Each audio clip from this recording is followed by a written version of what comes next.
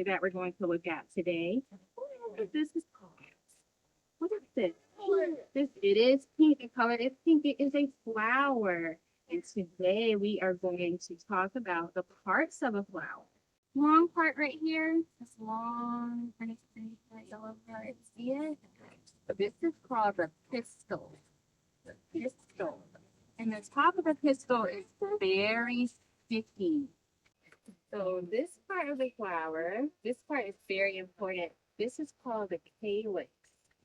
Calyx. And this part of the flower produces it. Not you. Okay?